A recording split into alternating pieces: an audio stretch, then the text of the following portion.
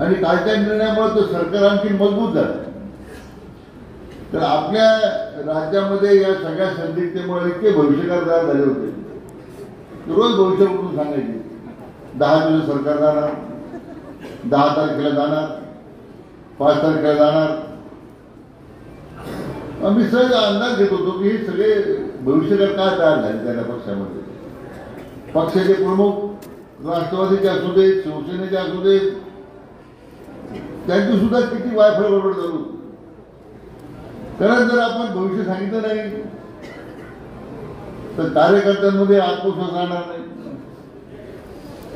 नेत्यांनी जर बरोबर केली नाही तर लोकांना पक्षाबद्दल विश्वास राहणार नाही.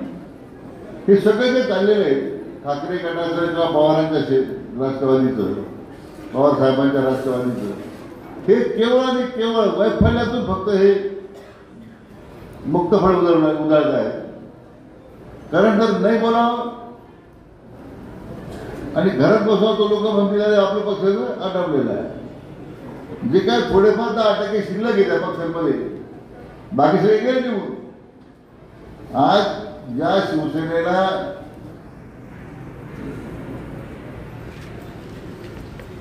या निमित्तानं उद्धव ठाकरेंना आपलं सरकार सांभाळता आलं नाही, आपले आमदार सांभाळता आले नाही, तीच अवस्था शरद पवारांची आहे. आता जे काही शिल्लक राहिले ते फक्त सांभाळण्याचं मोठं काम त्यांच्याकडे आहे. बाकी आता त्यांना राज्याचं घेणं नाही, तुमचंही घेणं नाही. फक्त जे राहिले ते टिकून राहिले पाहिजे एवढं मोठं त्यांच्या फक्त काम शिल्लक आहे. मग हा निकाल लागल्यानंतर लोकशाहीची हत्या झाल्या असं कोणतरी म्हटलं. पवार साहेबांनी सांगितलं की ते निकालपत्र कोणते लिहून दिले, म्हणजे निकाल त्यांच्या बाजून लागला असता तर लोकशाहीचा विजय झाला असता. आज अतिशय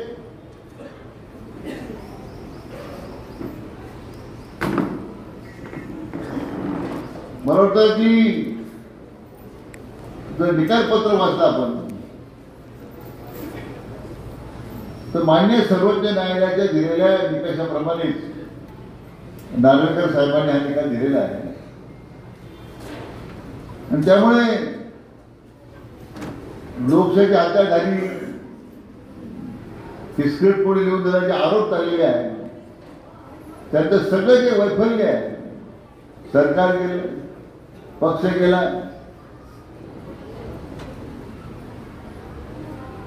राहिले लोक वाचवण्याचं आव्हान आहे. या केवळ वैफल्यातून हे सगळी टीका चालू आहे. पण महाराष्ट्राने आता चित्र पाहिलेलं आहे. आता हे आमचं ट्रिपल इंजिन सरकार जे आहे आपलं, ते आता अधिक वेगाने धावल्याशिवाय राहणार नाही. अशा प्रकारचं काम आम्ही सगळ्यांना करायचं आहे.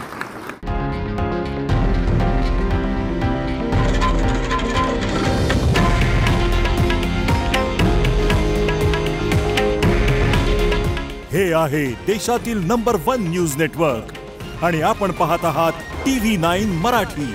काळजी तुमची, हित महाराष्ट्राचं.